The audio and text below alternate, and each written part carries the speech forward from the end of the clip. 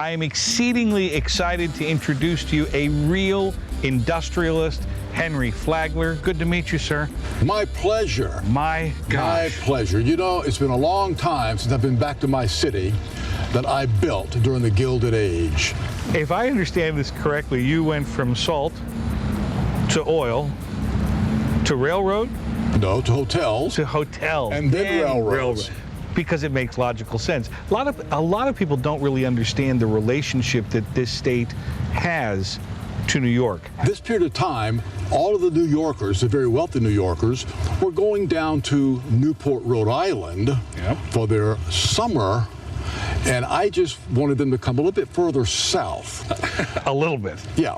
So St. Augustine became the Newport, Rhode Island of the South.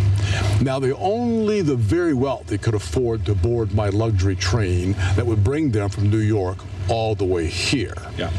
But Florida loved me because they would give me thousands upon thousands of acres of land for free if I would just continue to move my railroad down the East Coast. If I understand it correctly, even when you came down here to St. Augustine for the first time, you really were like, what is this? This kind of dilapidated... It was. It was a very old and dilapidated, full of sick people, I remember. Right, because everybody comes down here to get better. Oranges were everywhere. Yeah. All of this, before I built my hotel, was an orange grove. That's not indigenous to Florida. The Spaniards brought the oranges over to this country. And I really thought that this would be it. When I came down, I wanted to develop this. The weather was good. Now, a lot of the Spanish influence has already been here.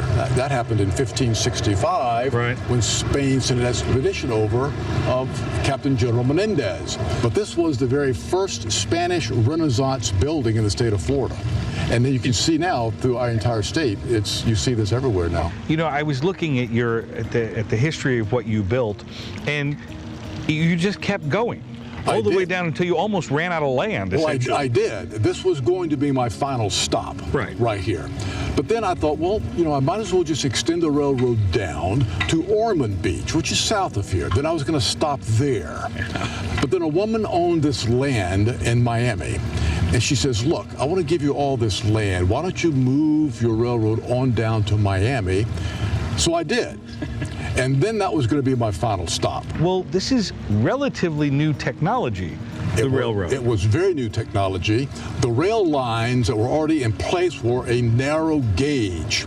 So not only did I have to rip all those out for a wider gauge, because all of the railroads coming from New York were the new wide gauge tracks. So as that was destroyed and rebuilt, then it was all wide gauge all the way down to eventually all the way to Key West. So I knew I would have to build a bridge across the St. Johns River to terminate my railroad system right here. In fact, at the very end of this street down here, King Street, was the railroad station that I built.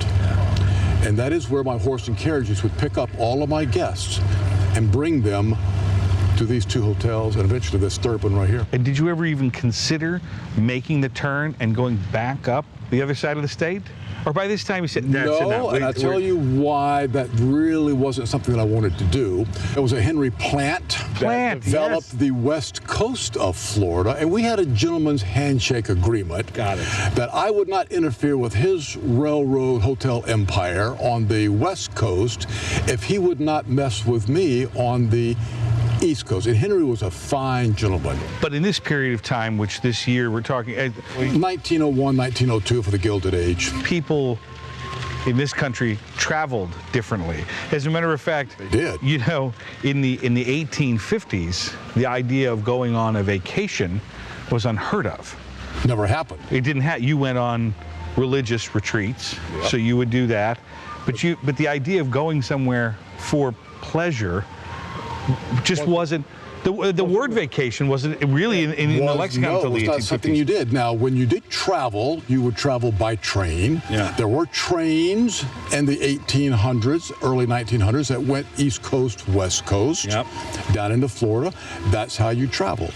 I knew that I wanted my friends that were going to Newport, Rhode Island to enjoy warmer weather in the Floridian area.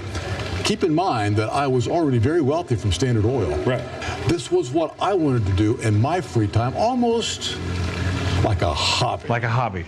And the first couple of years when my hotels were operating, the only people that stayed here were my invited guests. But the Rockefellers would come down, the Astors would come down, the Morgans would come down, Yes. the Edisons would come down.